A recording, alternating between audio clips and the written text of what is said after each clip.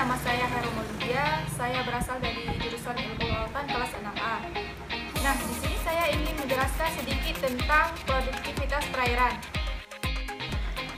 Oke sobat, video kali ini adalah tugas dari dosen kami yaitu Ibu Riri Esraneti SPI MSI yang judulnya Produktivitas di Lamun. Mari kita lihat videonya. Sebelumnya saya ingin jelaskan terlebih dahulu, apakah itu produktivitas? Nah, produktivitas adalah kapasitas atau kemampuan berproduksi dalam persatuan waktu. Selanjutnya, saya ingin menjelaskan lebih dalam tentang produktivitas di lamun. Lamun, tumbuhan yang bentuknya seperti rumput dan hidupnya di dasar laut. Pada tahun terakhir ini, ekosistem lamun telah diketahui sebagai salah satu ekosistem terkaya dan paling produktif bila dibandingkan dengan produktivitas dari hasil usaha pertanian tropis lainnya.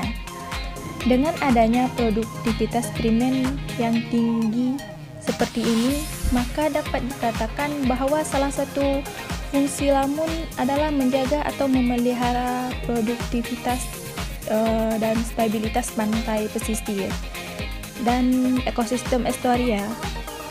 Hasil ini dapat diartikan bahwa lamun merupakan suatu unsur utama dalam proses siklus yang cukup rumit dan memelihara tingginya produktivitas daerah estuaria dan pantai pesisir.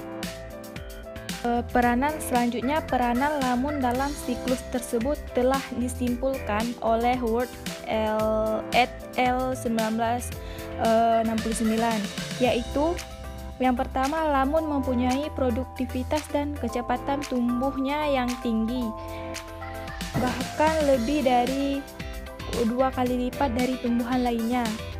Wow, sangat cepat kan sobat? Yang kedua, daun lamun menyumbangkan sejumlah besar organisme epifit. Epifit adalah organisme yang tumbuh dengan cara menumpang pada tumbuhan lain. Wow, baik sekali bukan si lamun ini?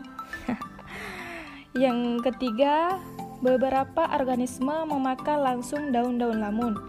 Yang dimakan itu bukan daun yang masih hidup ya guys, tapi yang sudah mati atau kering.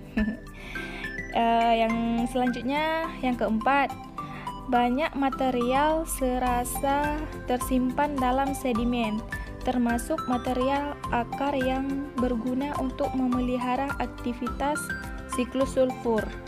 Selanjutnya yang kelima, daun-daun yang lebat akan memperlambat arus yang dekat dengan sedimen sehingga akan terjadi sedimentasi. Selanjutnya yang keenam, sistem perakaran akan meningkatkan sedimen dan dengan bantuan daun akan mencegah erosi. Nah, dengan daun lamun juga dapat mencegah erosi. Selanjutnya perlu sobat ketahui suatu hal yang sangat penting dalam menghasilkan produktivitas lamun dengan cara memperbandingkan beberapa hasil atau nilai yang didapat dari suatu teknik atau metode yang digunakan. Mari kita simak metode apakah itu. Yang pertama ada metode biomasa, yaitu perhitungan produksi dari komunitas tanaman dengan pengukuran standing. Metode ini lebih baik digunakan untuk mengukur produksi tanaman tahunan. Yang kedua, metode penandaan. Nah, hasil pengukuran produksi dari metode penandaan ini adalah sebuah peningkatan yang besar dari nilai biomasa mentah. Proses penandaan mengatur atau menyediakan sejumlah biomasa pada waktu tertentu dan diperbolehkan pengukurannya lebih tepat dari pertumbuhan tanaman pada interval waktu. Nah, yang ketiga, metode metabolisme.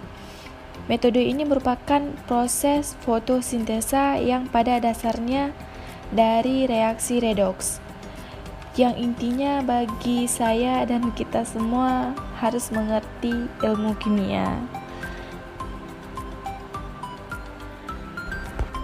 Berikut ini beberapa jenis dan gambar lamun. Yang pertama ada Enhalus Azoroides.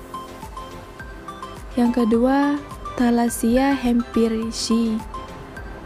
Yang ketiga, Cymodacea cerulata. Yang keempat, Cymodacea rotundata. Yang kelima, ada Syringodium isoetifolium. Dan masih banyak sekali jenis lamun lainnya. Sekian penjelasan dari saya mengenai produktivitas perairan. Semoga apa yang saya sampaikan bermanfaat bagi teman-teman dan bisa menambah wawasan untuk kita semua. Jika ada salah kata, saya mohon maaf. Assalamualaikum warahmatullahi wabarakatuh.